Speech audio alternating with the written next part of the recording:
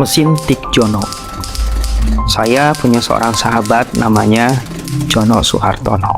Seperti orang Jawa, tapi dia asli Sunda, sama seperti saya.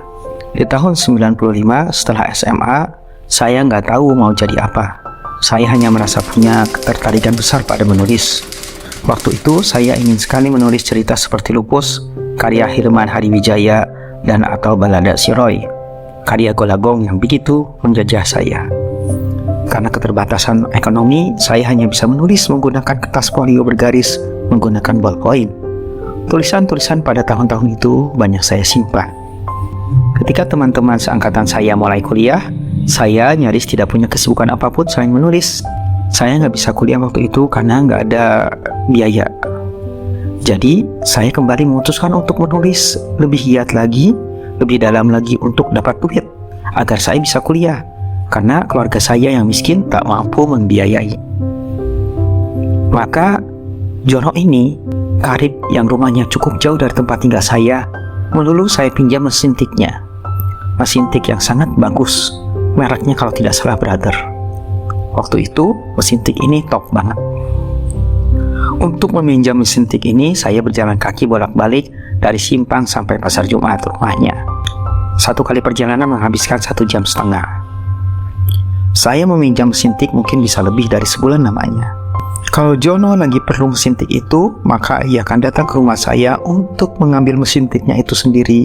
Kemudian sepekan berikutnya, saya pinjam lagi. Ketika meminjam mesin tiknya itu, tak lupa saya selalu meminta kertas HPS yang ada di meja belajarnya.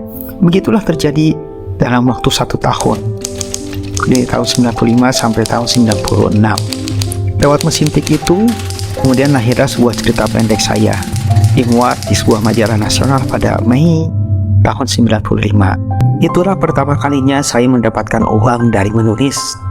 Honor pertama itu berjumlah 125.000, saya masih ingat betul.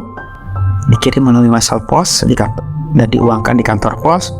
Saya gunakan untuk membeli formulir umum PTN. Alhamdulillah, saya diterima di sebuah universitas negeri. Setahun kemudian, karib saya membeli komputer dengan sistem operasi pengetikan WordStar. Entah persis berapa, saya nggak bisa ingat lagi.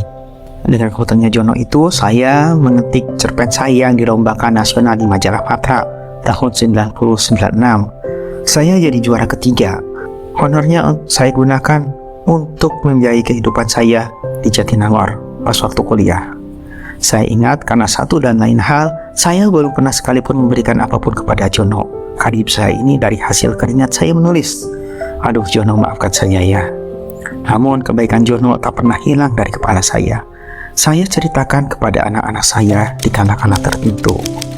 Beberapa waktu lalu, di kedai soto pagi dekat rumah, saya bertemu dengan kedua orang tua Jono. Sudah agak sepuh, namun alhamdulillah masih terlihat bugar dan sehat. Saya sungkem pada mereka.